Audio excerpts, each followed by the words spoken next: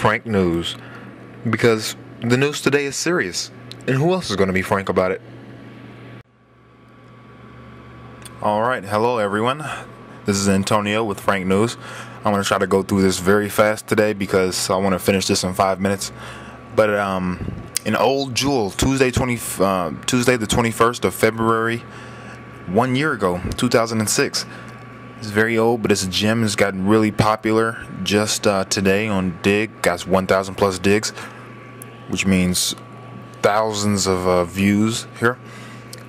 Bush's mysterious new programs by Nat Perry, Consortium News. Just going to read through the article here.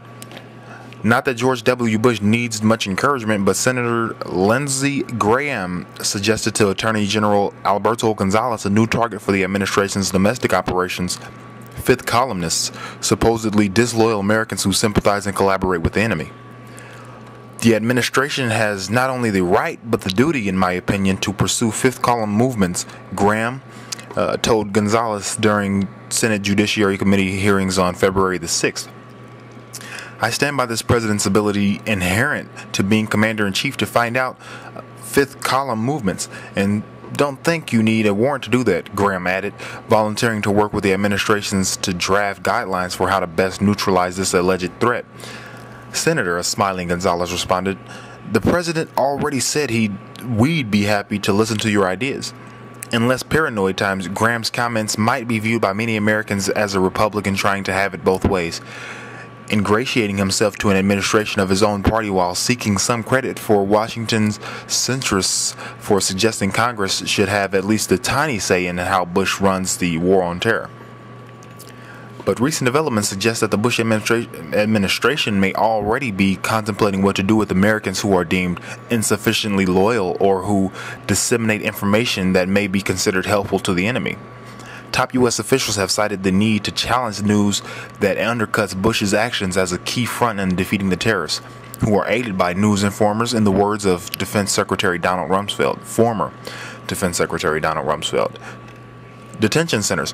Plus, there was that curious development in January that Army Corps engineers awarded Halliburton subsidiary Kellogg, Brown & Root a $385 million contract to construct detention centers somewhere in the United States to deal with, quote, an emergency influx of immigrants into the U.S. or to support the rapid development of new programs, end quote, KBR said.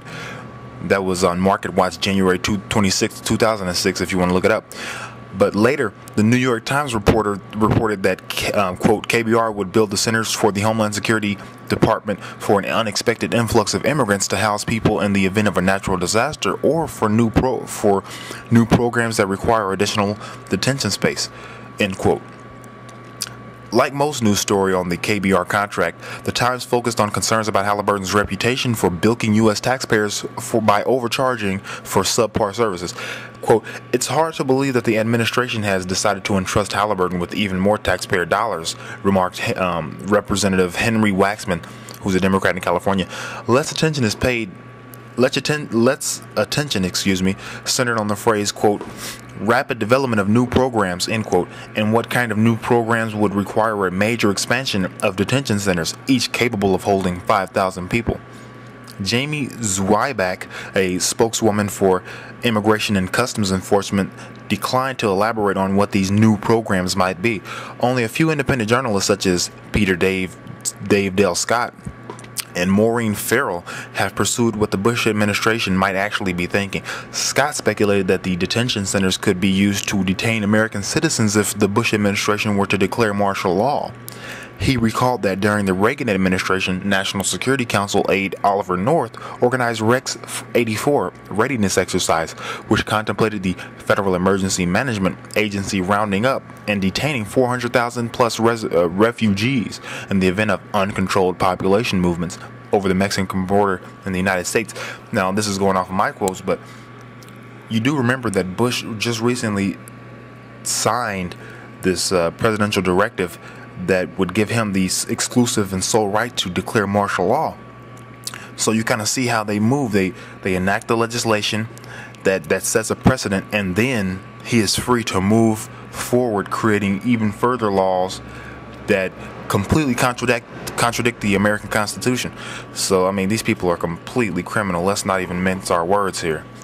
Let's get rid of this guy. Anyway, Farrell pointed out that because, quote, another terror attack is all but certain, it seems far more likely that the centers would be used for post 9/11 type detentions of immigrants rather than a sudden deluge of immigrants flooding across the border. Vietnam-era whistleblower Daniel Ellsberg said almost certainly that is preparation for a roundup after the 9/11 for Mideasterners, Muslims, and possible dissenters. They've already done this on a smaller scale with these special registration detentions of immigrant men from Muslim countries and with Guantanamo. Sounds eerily reminiscent of the 1940s Japanese internment period of the United States' activities. Anyway, labor camps. There also was another little noticed item posted at the U.S. Army website about the Pentagon Civilian Inmate Labor Program. The program provides Army policy and guidance for establishing civilian inmate labor programs in civilian prison camps on Army installations. The Army document, first drafted in 1997, underwent a rapid action revision on January the 14th, 2005. The revision provides a template for developing agreements between the Army and corrections facilities for the use of civilian inmate labor on Army installations. On its face, the Army's labor programs refers to inmates housed in federal, state, and local jails. The Army also cites various federal laws that govern the use of civilian labor and provide for the establishment of prison camps in the United States, including a federal statute that authorizes the Attorney General to, quote, establish, equip, and maintain camps upon sites selected by him, and make available the services of the United States as prisoners to various government departments, including the Department of Defense. Though the timing of the document's posting within the past few weeks may just be a coincidence, the reference to a rapid action revision and the KBR's contract contemplation of rapid deployment of new programs have raised eyebrows about why this sudden need for urgency. These developments also are drawing more attention now because of earlier Bush administration policies to involve the Pentagon in counterterrorism operations inside the United States. It's really sad that there hasn't been a terrorist attack in 6 years, yet they keep acting like there's something new coming up. Oh my gosh, we got to really prevent an attack. Yet each and every time there is a bust on a potential attack, it comes out to be them. You know, they've been planning something, or it was a lie, or it really wasn't as serious a threat as they beefed it up to be, you know. And now it's like a year later, and we can see that the real threat was the Federal Reserve destroying our economy. Now, let me just read on. All right, we're going to skip Pentagon surveillance. We know that they've been looking at us and illegally obstructing the Constitution's guarantees of our privacy in the name of defending us from terror. Yeah, right. We haven't had a terrorist attack in 6 years here. In the war against terrorists of global reach, as the nation learned all too well on September 11, 2001, the territory of the United States is part of the battlefield. Bush's lawyers argued in briefs to the federal court. Given Bush's now open assertions that he is using his plenary or unlimited powers as commander-in-chief for the duration of the indefinite war on terror, which is 100 years war, as he said, Americans can no longer trust that their constitutional rights protect them from government actions.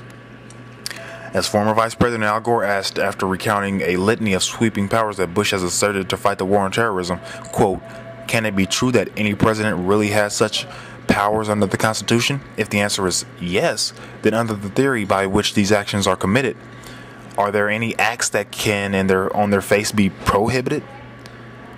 In such extraordinary circumstances, the American people might legitimately ask exactly what the Bush administration means by the, quote, rapid development of new programs which might require the construction of a new network of detention camps. For whom?" I'm Antonio Franklin. This is Frank News. Because the news is serious. And who else is going to be frank about it?